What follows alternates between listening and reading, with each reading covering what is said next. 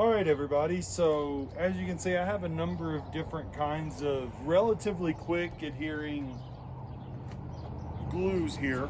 I've got some two-part epoxy. Then I've got various kinds of super glue or CA glues. Now, you know, super glue is the brand. CA glue is the kind of glue that it is. They call it instant CA adhesion or adhesive a lot of times as well. So you've got that, and I've got black here for knot fills. I've got the can't remember, this one's medium, thick, and thin. And then I've got two Starbond kits here, and the Starbond kits are actually thin, and they come with adhesive as well. These were on sale on Amazon. This kit here, these and the knot fillers, the black ones, plus the, not the JBL, but plus these activators, I got from Rockler, and I paid for all this myself. So I'm not sponsored by anybody. Then this is a clear, they call it clear grip. It's a general adhesive. It's flexible and paintable. They always say it holds in seconds, but we're going to talk about that here in a minute. And it is clear. And this is a contact adhesive. So let's talk about what these terms mean a little bit, as far as, you know, I'm not going into the scientific definitions, because honestly, I've read those and they do very little bit for me to understand the differences in them. Contact adhesive is going to be more malleable, a little bit more flimsy, and it's not going to sand well in it as a general rule when you're working on a project. So it's going to be something that's going to be hidden. As a general rule, it seems to take a little bit longer for it to adhere and become bonded than the CA glues do, or the epoxies. The epoxies, for instance, they have a 5-minute set time, and then they are, what does it say for, I can't remember what it says for actual hold time. I want to say 24 hours. But it is, you know, it's a relatively quick set time for curing and being able to be workable. CA glues as well, you can accelerate. The good thing about CAs is you can accelerate them. Now, to be fair, with epoxies that are two parts, if you put more hardener, you can actually harden it a little bit faster, but you can only push that so far before the mix is so out of whack that it doesn't work right, and it will never actually harden or cure the way it should. So keep that in mind. You can push those numbers a little bit by mixing a little bit more of hardener than of the resin, but only to a level without it becoming an issue. Whereas CA glues, you can apply activator to either the glue after it's been attached. So you'll see some people take CA glue and they'll put it on a piece, they'll stick it to something and spray the activator or the accelerant on the piece once it's stuck together. Some people will spray like part B and put the glue on part A and then stick it together. I've seen debates on which is the best. I've not found it to be super different in any case. It would probably be determined on how you're going to how big of a surface, for instance, you're going to do. Like if you're going to put a lot of glue, you might want to put the accelerant on the back side of a different piece and then lay it on there, versus like if you put it down there and then spray the edges, you're only hardening the edges that might come out a little bit. It does have to have actual contact with the glue itself for it to activate the glue, which makes sense. So like if you had a panel, so like for instance this panel here, if I was to adhere it to this one and none of the glue is squeezing out, if I put all the glue on the back of this panel here, stuck it to there, and then sprayed activator around the edges, it wouldn't do anything. It wouldn't activate anything because there's no glue coming out around the edges. So make sure the activator can be in direct contact with the glue. I did buy this stuff because I do build these. These are my custom pieces of art. This is just one example. I have multiples. And I used super glue, or CA glue, I should better say, on these. And that's where I started buying multiple thicknesses. Thin is really runny, so it's, you know, if you have a really small piece and you put thin on there, it might run off and drip out and run around the edges, but it will tend to adhere just a little bit faster. Whereas medium, I find, is better for like slightly larger pieces that aren't super heavy but have a little bit more surface area, and I can kind of push it on there and squeeze. But you do have to, if you're not using accelerant, you do have to, or activator, you do have to hold it longer. Okay, so keep that in mind. And then thick, of course, will hold a little bit heavier stuff as a general rule, and you do have to hold it a little bit longer if you're not using activator. But you can put a little bit more, kind of squish it on, and you do have to hold it there longer if, once again, not using activator.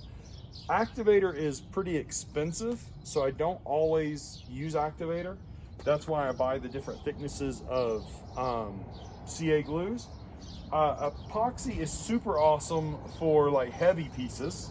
In fact, I used epoxy attaching this panel here to this piece of wood here, but you have to like lay it down and or have it clamped somehow, and so it doesn't run, because if you put epoxy, a two-part epoxy on here, the weight of it will shift it downwards unless you stabilize it some way, or you can lay it on its back or whatnot. So, you know, using like painter's tape or clamps or something will help keep that in place, and it will be a stronger bond as a general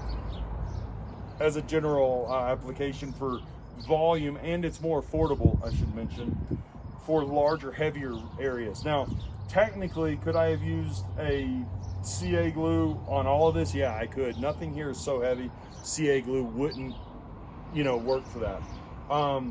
The two-part epoxies also, I don't know, they seem, and somebody's going to dispute this, and that's fine, they seem to actually harden and be sandable a little bit better, in my opinion, than large volumes of CA glue.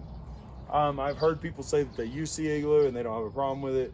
Maybe it depends on how fine of a finish you go, because a lot of guys that are using CA glues and stuff like that to fill the void are doing like epoxy resin pours, and they're going up to like, you know, sometimes 1,000 grit or whatever. So maybe if you're going that high, it would work better. I don't know. For me, I found that it seems that epoxy does a little bit better than CA glue for large voids and sanding, for the texture and keeping them nice and hard. So I don't know, but that's my experience. Now, I did buy a bunch of thin. These kits are thin because I do a lot of these small little pieces, and I can just put one little drop of thin and adhere, and it sticks really quick.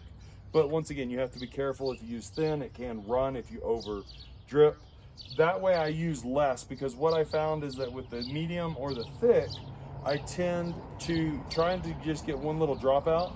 It's such a thick consistency, you're using more per drop basically than the thin. That's why I have these thins here for all these little small pieces. Whereas the mediums and thicks really come in with certain parts, but also during woodworking, when I have cracks that I want to secure, I find that the mediums and thicks will help for like bigger areas. If I'm going to leave that, which on this one I'll finish this edge a different way, but like with these cracks here, maybe a medium would be better than a thin, something like that, because it'll actually get down in there, have more body, and hold a little bit better. Yes, you can put epoxies in here. Once again, you have to start messing with the formula. A little bit less hardener, a little bit more resin, which will take it longer to cure a lot of times, because you've got to have it runnier, and the more hardener you put in it, typically the thicker it gets when you're dealing with two-part epoxies, and it makes it harder to get in there. Not that it's impossible. You can definitely kind of cram it in there with a stick or whatnot, Some guys will use a epoxy, kind of cram it down in there, and then finish it off with a CA on top as a light layer to make it more smooth, and then they can sand it. So once again, like this piece here, you know, big thick crack, maybe a thick CA would be better for this, and the thins for these small cracks if you're just trying to get it down in there and hold it a little bit. Now, which one's stronger for wood separation? There's a big debate about that as well. According to some of the scientific study information on CA glue, it's almost as strong or just as strong as certain kinds of two-part epoxy. I think you just have to work with a little bit of it all and figure it out. Now, I will say that having thins, mediums, and thick options are good, because even though it's kind of expensive to get all these bought, what you'll find is that you'll save money in the long run by having multiple options, like I said, so that you can use thins where you only need thins, and you're not getting material building up on top and you're wasting material, because that's an expense right there. So yeah, I just thought I'd go over this a little bit. As a general rule with the two-part epoxies, I tend to use this a little bit depending on what I'm doing. If it's a big pour, I don't do huge pours, I don't do like epoxy tables, but if it's a bigger pour, I'll use this to mix in. And if it's smaller, I will actually use like just a piece of cardboard or wood or something to mix it up on, like a pallet.